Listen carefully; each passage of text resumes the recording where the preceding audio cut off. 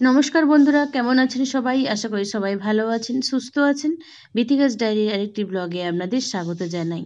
আর জানাই শুভ ষষ্ঠীর প্রীতি ও শুভেচ্ছা ও অনেক অনেক ভালোবাসা।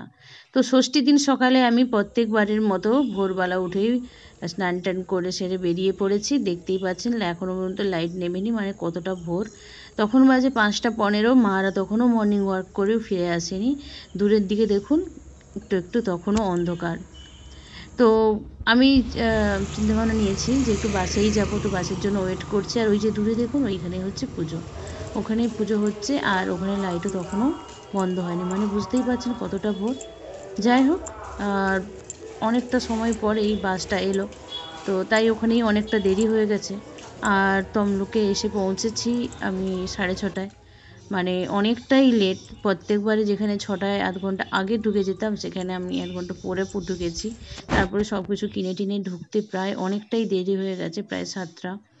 তো ষষ্ঠী থাকবে অনেকটা সময়, তাই অতটা চিন্তা নেই। শুধু চিন্তার বিষয় এটি যে কতটা ভিড় হয়েছে। কারণ গতবারে যে অতটা ভিড় হয়নি, তবু মোটামুটি করে 50-60 জনের পরে দাঁড়িয়েছিলাম।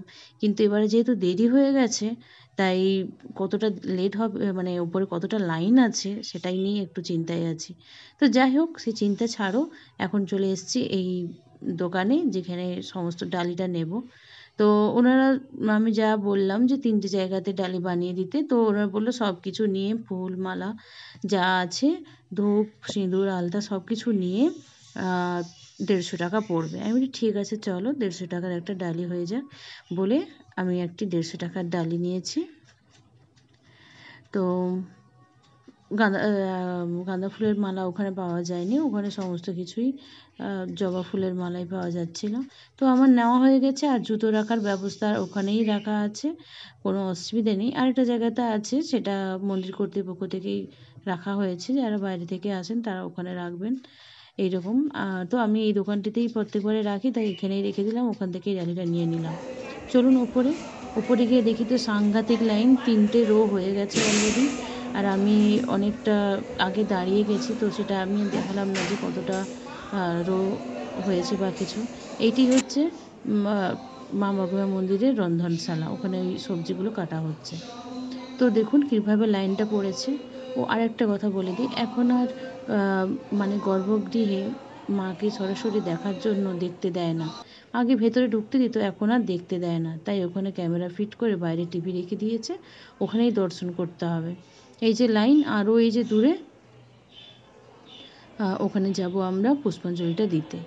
ওখানে 10 জন 12 জন 15 জন এইরকম করে ছাড়ছে, তাই একটু লেট হচ্ছে।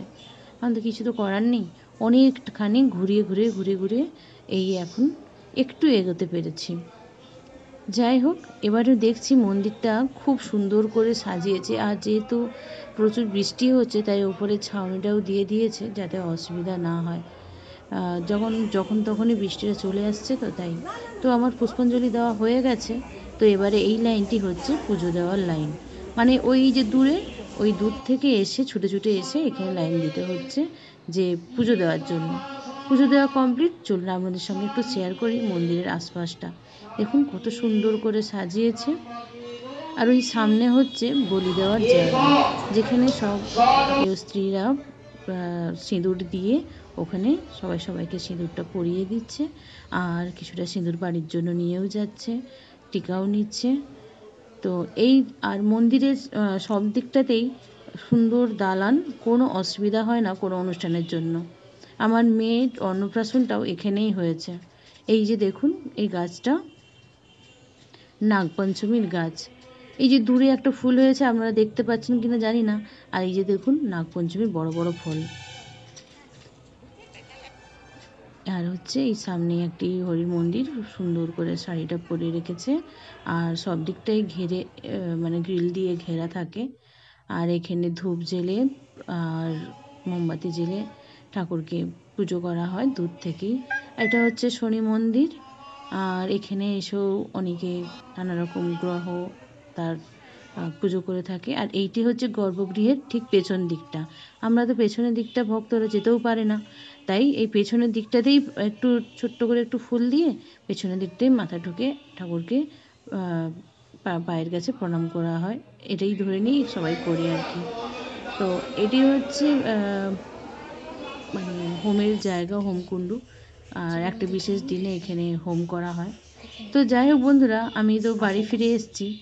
প্রসাদে অনেকগুলো ফুল দিয়েছিল, তার মধ্যে দেখছি একটি নাগপঞ্চমীর ফুলও এসছে। তাই ভাবলাম আপনাদের সঙ্গে একটু শেয়ার করি যে অ্যাকচুয়ালি ফুলটা দেখতে কেমন। অনেকে জানেন, আবার অনেকে জানেন না। এই গাছটা খুবই বিরল। যাই হোক বন্ধুরা, ভিডিওটি যদি আপনাদের ভালো লেগে থাকে অবশ্যই কিন্তু কমেন্ট, শেয়ার, লাইক করে দেবেন। আর আপনাদের ষষ্ঠীর দিনটা কেমন কাটলো অবশ্যই কিন্তু কমেন্ট করে জানাবেন। ভালো থাকবেন, সুস্থ থাকবেন। দেখা হবে পরবর্তী একটি ব্লগে। আজকে এই পর্যন্ত। টাটা।